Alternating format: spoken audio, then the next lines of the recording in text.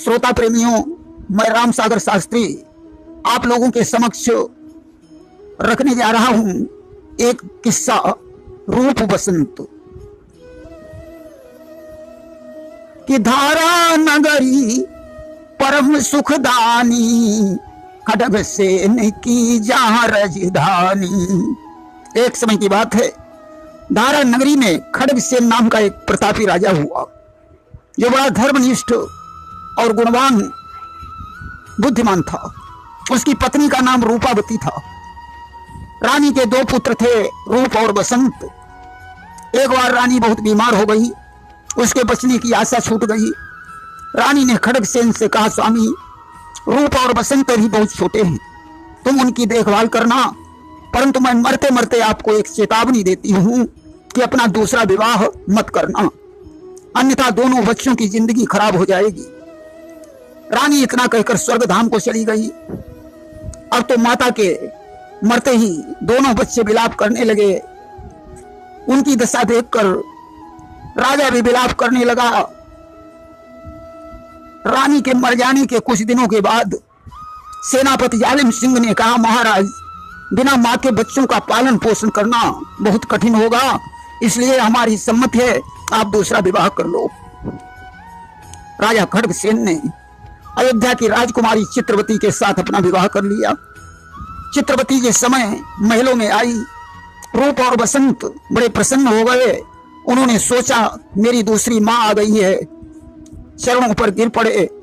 आज रूप के रूप को देखकर रानी चित्रवती मोहित हो गई कि रूप देखी मोही सुकुमारी, चुभी सूल समो सुरति करारी, भ्राता पिता पुत्र उर्गारी, पुरुष मनोहर निरखई नारी। विचार करने लगी, किसी प्रकार ये राजकुमार मुझे प्राप्त हो जाए। अब तो उसकी याद में उसे रात भर नींद नहीं आई। एक बार की बात है, चित्रवती के महलों के सामने रूप और बसंत गेंद खेल रहे थे। बसंत ने टोल मारी, गेंद चित्रवती के महलों में जा गिरी। रानी ने बानी से उस गेंद को उठवा लिया और अपने पास रख लिया। रूप जब गेंद लेने गया तो उसने कुत्सित इच्छा प्रकट की। रूप ने कहा, आप मेरी मां के समान हैं कि नभ कांपे पृथ्वी फट जाए, संसार पलट खा सकता है, हे मौसी तेरे झांसे में हरगिज न रूप आ सकता है। मैं आपका यह अनुरोध कदापि स्वीकार नहीं कर सकता हूं। मौका पाकर रूप वहां से भाग आया। मौसी ने विचार किया, रूप अब मेरी हकीकत महाराज को बता देगा, इसलिए उसने बांदी को बुलवाकर एक सोने का हार भेंट करते हुए कहा, हे बांदी, अब तुम्हें मेरी गवाही देनी होगी। बांदी ने कहा, ठीक है। अब तो रानी ने त्रिया चरित्र फैला दिया कि कर दिए वस्त्र सब तार तार, लटके मोती जंजाल हुए, बाली में झुमके उलझ गए, चोटी के बाल बवाल हुए। सारे कपड़े फाड़ डाले, श्रृंगार बिगाड़ डाला और जमीन पर लेट गई। लंबी लंबी सांसें ले रही है। जिस समय महाराज खड्ग सेन महलों में पहुंचे, उन्होंने रानी की हालत देखी और कहने लगे कि हे प्राण प्रिय, हैं ये क्या, बोलो तो ढंग बेढंगा क्यों, बेवक्त फूल से मुखड़े का हो रहा मलिन रंग है क्यों। अरे रानी, क्या बात हो गई है जो इस तरह तुम जमीन पर लेटी हो। रानी ने कहा, नाथ, क्या कहूं और कैसे कहूं, मुझे तो कहने में भी लाज आती है कि नाथ तुम्हारे पुत्र ने सतपन दिया बिगाड़, लज्जाती है मुझे मरूं कटारी मार। तुम्हारे पुत्र रूप ने जबरदस्ती मेरे सतीत्व को नष्ट कर दिया। राजा ने कहा, रानी, मुझे इस बात पर विश्वास नहीं हो रहा है। बानी ने कहा, हाँ महाराज, यह बात बिल्कुल सत्य है। इस करिश्मा को मैं अपनी आंखों से देख रही थी। अब तो राजा को विश्वास हो गया। उन्होंने रूप को बुलवाया। रूप ने कहा, पिताजी, मौसी और माता में कोई अंतर नहीं होता, यह सब झूठ है। राजा ने फिर भी जल्लादों को बुलाकर कहा, जाओ रूप को ले जाकर जंगल में कत्ल कर दो। अब तो बसंत रोने चिल्लाने लगा। उसने कहा, पिताजी, रूप अगर जिंदा नहीं रहेगा तो मैं भी अपनी आत्महत्या कर लूंगा। सेनापति ने कहा, महाराज ऐसा करो, इस सजा के बदले में इन दोनों को राज्य से बाहर निकाल देना ही उचित होगा। दोनों को देश से निकाल दिया गया। आज मौसी और राजा को प्रणाम करके रूप बसंत वहां से चल देते हैं। राजा के राज्य में अन्न और पानी भी नहीं पिया। इस प्रकार जब नगर से बाहर निकले तो एक जंगल में उन्हें एक संत की कुटी नजर आई। वहां पहुंचे, महात्मा को प्रणाम किया। महात्मा ने उन्हें देखकर पूछा, आप किसके पुत्र हैं? रूप बसंत ने अपनी सारी कहानी बताई। महात्मा जी ने मस्तक की रेखाएं देखकर बताया, बेटा 5 वर्ष के लिए तुम्हारे ऊपर आपत्ति है। 6ठे वर्ष में तुम राजा बनने वाले हो। रात काटकर दोनों प्रातःकाल संत को प्रणाम करके प्रस्थान करते हैं। निर्जन वन में दोनों चले जा रहे थे। उन्हें प्यास भी लगी थी। एक नदी में जाकर पानी पीकर दोनों एक वृक्ष के नीचे लेट गए। लेटते ही रूप को नींद आ गई और सो गया। बसंत जागता रहा। तब तक उस वृक्ष पर बैठे हुए तोते ने मैना से कहा, मैना, इस वृक्ष के फल में एक बहुत बड़ी विशेषता है।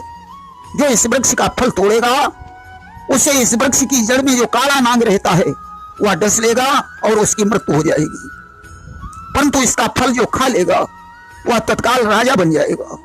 बसंत ने सोचा क्यों नहीं इसका फल तोड़कर भैया रूप को खिला दिया जाए। उसने फल तोड़ा और रूप को जगाकर खिला दिया। तब तक जड़ की बिल से काला नाग निकला और उसने बसंत को डस लिया। उसकी मृत्यु हो गई। अब तो रूप भाई के वियोग में रोने लगा। अचानक एक मुसाफिर उधर से गुजरा। उसने बसंत को देखा, बोला, अब रोने से कोई फायदा नहीं है। जाओ सामने मिस्र शहर से कफन लेकर आओ। रूप ने कहा, पैसे तो हैं ही नहीं। उसने कहा, यहाँ के दुकानदार बहुत बड़े दानी हैं, वे कफन का पैसा नहीं लेते। मुसाफिर लाश को रखाने लगा और रूप शहर में पहुंचा। मिस्र का राजा बड़ा धर्मात्मा था। उसने मरते समय अपने कर्मचारियों से कह रखा था कि मेरे मरने के बाद सुबह सुबह इस फाटक पर जो मुसाफिर आ जाए उसे तुम राजा बना देना। ज्यों रूप फाटक पर पहुंचा, सिपाहियों ने उसे पकड़ लिया और राज सिंहासन पर बैठा दिया। इधर जब रूप लौट कर नहीं आया तो उस मुसाफिर ने बसंत की लाश को नदी में प्रवाहित कर दिया और वहां से चला गया। नदी में एक संत स्नान कर रहे थे। उन्होंने उसे निकाल लिया और एक वृक्ष के नीचे लिटाकर सारा रहस्य जानकर मंत्र के बल से उसे जिंदा कर दिया। बसंत ने महात्मा को धन्यवाद दिया और पूछा, महात्मन, मेरा भाई रूप कहाँ हो सकता है? महात्मा ने कहा, तुम मेरे साथ चलो, मैं तुम्हें रूप से मिला दूंगा। महात्मा उसे कुटी में ले आए। रात बीतने के बाद महात्मा ने एक धनुष और 10 बाण प्रदान करके कहा, जाओ अब तुम रूप को तलाश करो। धीरे धीरे बसंत मिस्र में पहुंचा। वहां नगर में एक जंगली शेर आकर नित्य प्रति किसी मनुष्य को मार डालता था। राजा रूप बहुत परेशान थे। उन्होंने कोतवाल से कहा, यदि तुम उस शेर को मार डालो तो 1 लाख रुपए का इनाम दूंगा। कोतवाल ने बीड़ा उठा लिया। तब तक बसंत राजा रूप के फाटक पर पहुंचा। फाटक बंद था। रूप इंतजार कर रहा था। अचानक वह शेर भी आ गया। बसंत ने उसे मार डाला कि महाराज भी बसंत ने उस नाहर के बाण, एक बाण ने सिंह के तुरंत चल बसे प्राण। कोतवाल ने जब फाटक खोलकर देखा, शेर मरा पड़ा है। गांव के लोगों से पूछा, शेर किसने मारा? लोगों ने बताया, ये शिकारी ने मारा है। कोतवाल ने एक आदमी से कहा, ऐसा करो, इस शेर पर 1 लाख रुपए का इनाम था, इसलिए तुम इस आदमी को मार डालो, इनाम आधा आधा बांट लेंगे। उसने पीछे से बसंत के सर पर लाठी मारी। वह बेहोश होकर गिर पड़ा। उठाकर कुएं में डाल दिया। कोतवाल ने राजा रूप से इनाम लेकर आधा आधा बांट लिया। तब तक उस कुएं के पास से एक धोबी और धोबन गुजरे। इसके बाद मिट्टी खोदने के लिए कुमार और कुमारी पहुंचे। कुमारी ने उस कुएं में झांक कर देखा और कुम्हार को बुलाकर बसंत को बाहर निकलवा लिया, गधे पर रखकर घर ले आई, उपचार किया। होश आने पर परिचय पूछा। बसंत बोला कि पृथ्वी मेरी मात है, पिता मेरा आकाश, जहां ठहर जाऊं वही समझो मेरा वास। बसंत ने कहा पृथ्वी मेरी माता है और आकाश मेरा पिता है, जहां ठहर जाऊं वही मेरा घर है। अब तो यही मेरा घर है। 1 महीने में उसके घाव भर गए। अब तो बसंत टहलने के लिए शहर में निकला। कोतवाल ने उसे देखकर पहचान लिया और चोरी का इल्जाम लगाकर जेल में डलवा दिया। एक दिन एक सौदागर जहाज लेकर मिस्र में आया। उसका जहाज अटक गया। उसने कहा मैं 5,000 रुपए का इनाम दूंगा जो इस जहाज को चला देगा। ज्योतिषियों ने उसे बताया कि यदि एक पुरुष का बलिदान करो तो जहाज चल सकता है। सौदागर रूप के दरबार में गया। उसने जहाज की कथा बताई। राजा ने कहा क्या बलिदान करने के लायक कोई पुरुष है? कोतवाल ने बसंत को भिजवा दिया। सौदागर ने बसंत को खाना खाने के लिए कहा। उसने कहा जब मुझे मरना ही है तो खाना खाकर क्या करूंगा? मेरा आपसे एक छोटा सा निवेदन है, अगर आपका जहाज बिना बलिदान के चल जाए तो आप मेरा बलिदान क्यों करेंगे? उसने कहा मेरा जहाज चलना चाहिए, बलिदान से मुझे क्या लेना देना है। आज ज्यों भगवान का ध्यान करके बसंत ने जहाज में हाथ लगाया, जहाज चल पड़ा। सौदागर ने उसे अपना पुत्र बना लिया। एक बार की बात है, जहाज लेकर सौदागर समुद्र के तट पर पहुंचा। उसने चूड़ी बेचने के लिए बसंत को भेजा। बसंत को देखकर चंद्रप्रभा नाम की राजकुमारी उस पर मोहित हो गई। सौदागर की अनुमति से दोनों ने विवाह कर लिया। बसंत विदा कराकर उसे जहाज पर लाया। सौदागर ने उसे देखा, उसकी नीयत खराब हो गई। कि लिखा गुरु गुण ज्ञान निधाना, काम जगत माही बलवाना। सुंदरता पर मोहित हो गया। उसने रूप को धक्का देकर समुद्र में गिरा दिया। अब तो चंद्रप्रभा विलाप करने लगी। डूबते हुए बसंत ने कहा दुष्ट, तू कितना पापी है जो तूने पुत्र मानकर मेरे साथ धोखा किया है। बसंत के लुप्त होने पर चंद्रप्रभा विलाप करने लगी। इहा विधना पुरका बिगारा, और जो असयायु में दुख डारा, बिन पति कर मुर कहाँ ठिकाना, और यही ते तो अच्छा मर जाना। जब उसने कूदने का प्रयास किया, सौदागर ने उसका हाथ पकड़ लिया। उसने कहा ऐसा मत करो, अब तुम्हें मेरी पत्नी बनना पड़ेगा। उसने कहा तुम मेरे ससुर हो, ससुर पिता के समान होता है। उसने कहा वो तो मुंहबोला पुत्र था, कोई सगा पुत्र नहीं था। यदि तुम मेरी पत्नी नहीं बनोगी तो मैं तुम्हें जान से मार डालूंगा। अब तो उसने उपाय सोचा और बोली देखो, पति जब मर जाता है तो 6 महीने का शोक मनाया जाता है। 6 महीने बाद मैं तुम्हारी पत्नी बन जाऊंगी। और इधर सौदागर ने बसंत को समुद्र में गिरा तो दिया, मगर जिसका रक्षक भगवान हो उसे कौन मार सकता है। कि फेंका समुद्र में मगर वही प्रभु ने प्रबंध कर डाला है। जिसका राघव रखवाला है तो कौन मारने वाला है। जाको राखे साइया मार सके ना कोई, बाल न बांका कर सके चाहिए बैरी होई।